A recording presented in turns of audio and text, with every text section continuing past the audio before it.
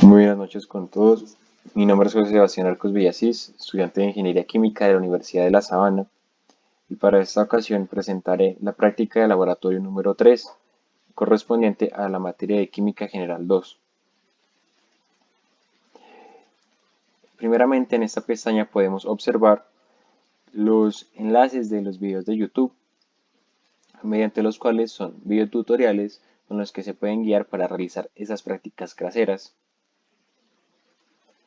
El objetivo de esto consiste en reconocer las múltiples técnicas de separación de mezclas según sea su tipo, a través de experimentos caseros, con el fin de interpretar diversas técnicas de separación de mezclas, replicar un proceso de sublimación doméstica, poder demostrar un procedimiento cromatográfico, efectuar una decantación sencilla y desarrollar un cultivo de cristales de sulfato de cobre 2. Esta presentación exhibe la variedad de técnicas de separación de mezclas en la actualidad, enfocándose fundamentalmente en los procesos de sublimación, decantación y cromatografía. Adicionalmente, se profundizará en la temática por medio de experimentos caseros con la finalidad de demostrar los fenómenos fácilmente. Primeramente, iniciaremos por la sublimación de la naftalina. ¿Qué es sublimar? Sublimar prácticamente consiste en pasar directamente del estado sólido a un estado de vapor. Entonces, en esto entra nuestro experimento. La naftalina es un compuesto que se utilizará para realizarlo.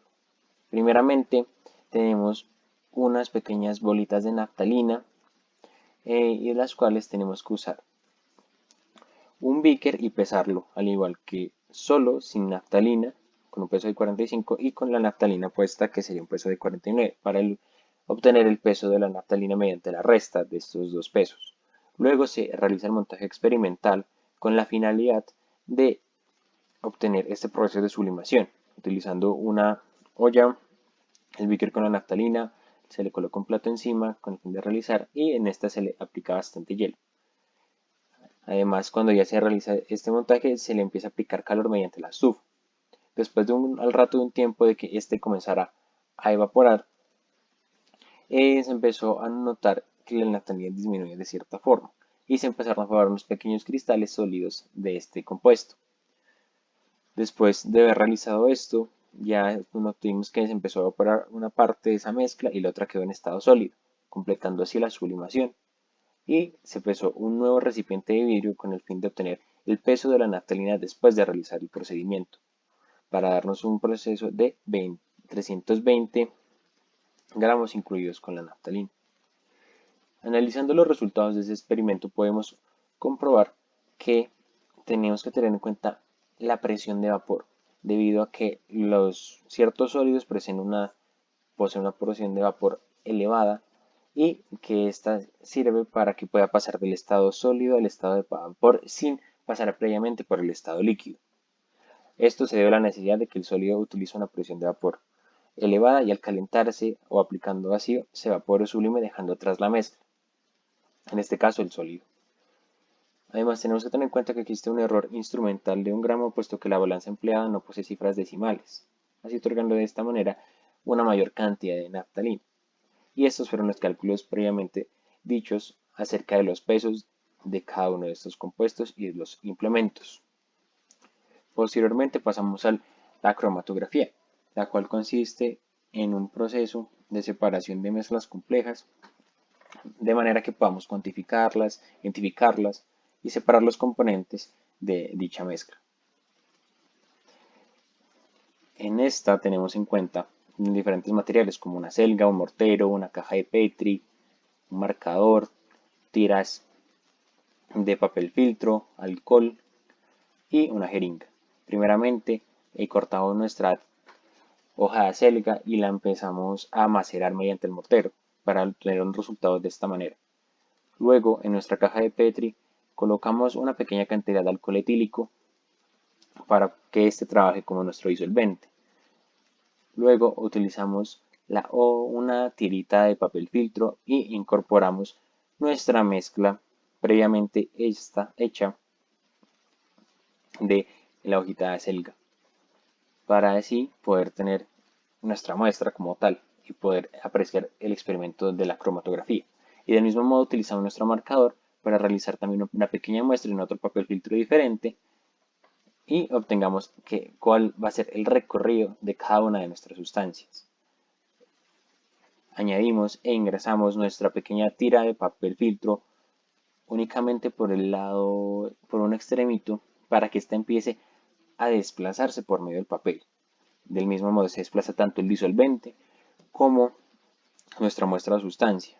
En este caso va a ser la fase móvil, el alcohol, y la fase estacionaria, sea el marcador o el sustrato de la hoja de acelga. Para así, después de pasar un determinado tiempo, obtener un resultado de la siguiente manera, en donde vamos a obtener que el marcador recorrió una mayor distancia, en cambio la hoja de acelga no recorrió mucha de esta. Este sería el resultado del experimento y continuamos a medir tanto el recorrido del solvente, fase móvil, el recorrido de la fase estacionaria, que sería nuestra muestra, marcador o hoja de acelga. En este caso tenemos que tener en cuenta bastante la capilaridad de cada una de estas sustancias. Analizando los resultados previamente establecidos mediante nuestro experimento, podemos tener en cuenta que la cromatografía tiene la finalidad de separar mezclas homogéneas e interacciona con dos fases diferentes, la móvil y la estacionaria. Tenemos que tener en cuenta previamente la afinidad del componente con cada fase, ya que ésta tendrá un efecto en la velocidad de avance, permitiendo así separar nuestras mezclas. Como último paso tenemos los cálculos del factor de retención, el cual va a relacionar las distancias recorridas, comparando las velocidades de migración de los solutos. En este caso, va a ser una distancia recorrida para el alcohol y la otra distancia recorrida para, en el caso del marcador o el caso de la hoja de acelga, utilizando la siguiente ecuación o fórmula, que sería que el factor de retención va a ser igual a la distancia recorrida de la muestra sobre la distancia recorrida por el disolvente, obteniendo así que tenemos que medir, como previamente habíamos dicho, cada una de estas fases y determinar tanto solvente como soluto. Entonces, para el caso del marcador, que recorrió bastante, nos va a dar un factor de retención de 0.83 periódico, mientras que para el factor de retención de la hoja de acelga, únicamente al ser un porcentaje bajo, va a ser de 0.36. El siguiente experimento o fenómeno trata de la decantación de la caseína, que consta en la separación de mezclas heterogéneas de tipo sólido y de un líquido de diferentes densidades. En este empleamos diferentes elementos tales como el vinagre, leche, una probeta, una cuchara, una jeringa, un beaker y una olla para realizar baño María. Primeramente utilizamos nuestro beaker y medimos con él mediante una probeta 3/4 partes del beaker en leche.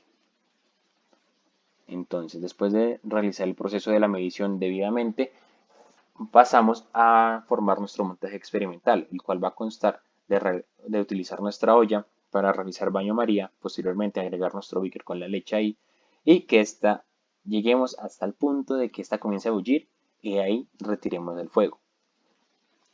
Luego de que nuestra leche comenzó a bullir, adicionamos 10 mililitros de ácido acético o vinagre en nuestro recipiente de beaker. Utilizamos agitación mecánica con el fin de incorporar nuestras mezclas mientras íbamos agregando nuestro vinagre y obtenemos un resultado como este. Luego nos damos cuenta de que al dejarlo reposar se empieza a formar un precipitado, que en este caso va a ser la proteína fosfato que consta y es la caseína, mientras que en esta parte se empieza a formar el ácido acético debido a que posee una densidad diferente, en este caso una densidad menor. Al cabo de un día de dejar reposar esta solución, tenemos como resultado lo siguiente, en donde el ácido acético se posiciona en la parte superior, mientras que el precipitado de tipo caseína se precipitó y está en la parte inferior del beaker. Luego, tenemos que separar estas mezclas mediante otro recipiente en el cual vamos a colocar nuestro ácido acético vinagre y vamos a dejar por otro lado nuestro beaker únicamente con la caseína y un poco de leche y dejamos reposar otro día con el fin de que se asiente más y obtenemos un resultado de este tipo de polvito que forma un sólido que es la caseína. Para analizar los resultados de ese experimento, podemos corroborar que la caseína se obtiene por un proceso de precipitación a partir de la leche, previamente desnatada, mediante el uso de fermentos o ácidos. En este caso lo utilizamos con un ácido, el ácido acético.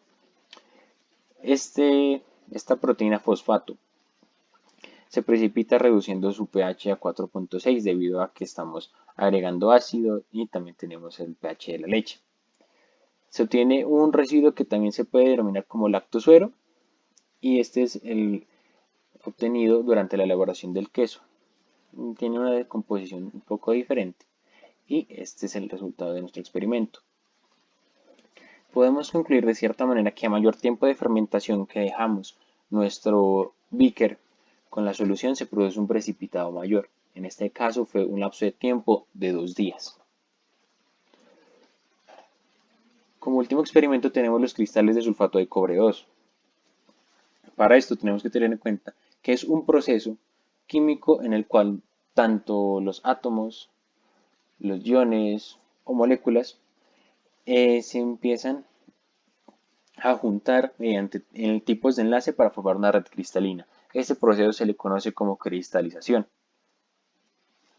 Los materiales implementados en este fue una probeta, un beaker, una gramera, sulfato de cobre, un recipiente plástico, un mortero y una cuchara para agitar mecánicamente.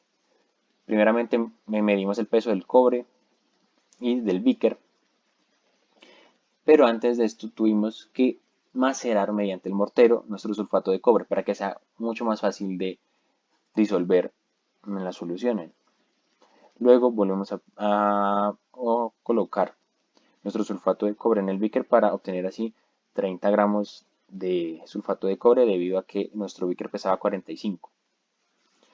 Aquí tenemos que tener en cuenta de que vamos a utilizar proporciones en doble cantidad. ¿Bien? ¿A qué me refiero con esto? Que si usamos 30 gramos de sulfato de cobre vamos a utilizar 60 mililitros de agua para así obtener una solución saturada. Luego, mediante una válvula de estrangulamiento, utilizamos una probeta para medir 60 mililitros de agua y los vertemos en un beaker.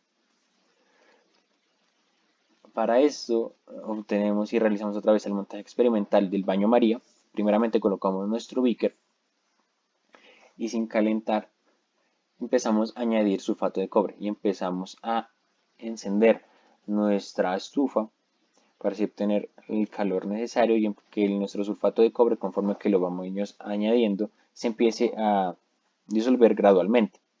Tenemos que aplicar agitación mecánica con la cuchara y nos va a dar un resultado de la siguiente manera. Luego, al obtener que es una solución insaturada, empezamos a agregar un poco más de este sulfato de cobre para que nos dé la solución saturada y obtengamos un pequeño precipitado en la parte inferior de nuestro beaker.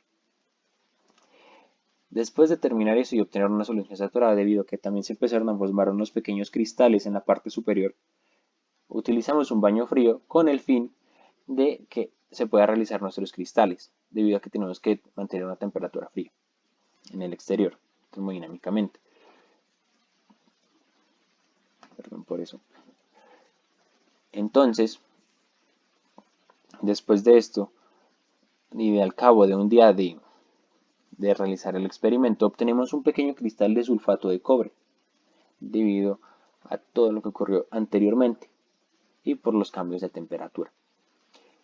Esto nos da un resultado de la siguiente manera: se obtuvieron unos pequeños cristales de sulfato de cobre al cabo de 2 días y se empezó a realizar un cultivo aparte con el fin de que este creciera más, mediante un péndulo formado con nylon y un lapicero para que este se mantenga en la solución y las pequeñas átomos o moléculas de sulfato de cobre empiecen a agregarse gradualmente o paulatinamente a este cultivo de cristal madre. Para el análisis de nuestros resultados tenemos en cuenta lo siguiente: la unión de átomos por parte del sulfato de cobre pentahidratado detalladamente, debido a que es un cristal de repetición de una estructura de átomos ordenada denominada celdilla de unidad, lo que lo conocemos como cristalografía. Tenemos que tener en cuenta que existen posibles errores durante la realización de experimento, debido a que puede surgir bastantes vibraciones o choques innecesarios o incluso al ingreso de partículas extrañas dentro de la solución. Pueden ser, por ejemplo, polvo, mugre, un cabello, etc. Además, cabe resaltar que la gran importancia que tiene el tiempo a la hora de la formación de los cristales, de modo que a mayor tiempo de estadía del cristal dentro de la solución, obtendremos un tamaño de cristal mucho mayor.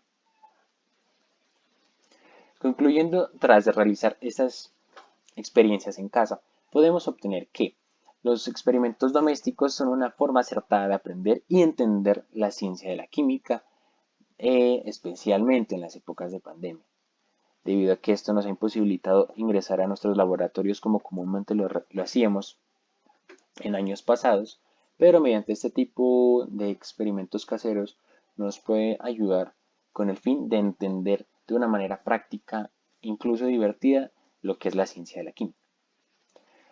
Además, tenemos que tener en cuenta las técnicas de separación de mezclas han revolucionado a la industria con el objetivo de obtener diversa cantidad de productos. Por ejemplo, tenemos la obtención de la sal marina, que en este caso vamos a separar la sal del agua. También tenemos en cuenta el petróleo. Y de la misma manera, estos experimentos o estos procesos industriales llevados a una gran escala, lo podemos realizar de la misma manera, pero en una baja escala, como por ejemplo en la comodidad de nuestra casa, con el fin de observar los fenómenos realizados durante estos, por ejemplo la sublimación de la naftalina. Estas son las referencias bibliográficas con las cuales se llevaron a cabo y se basaron tanto para la realización de los videos en YouTube como para la realización de esta presentación. Muchas gracias por su atención, espero que haya sido de su agrado y que tengan una linda noche.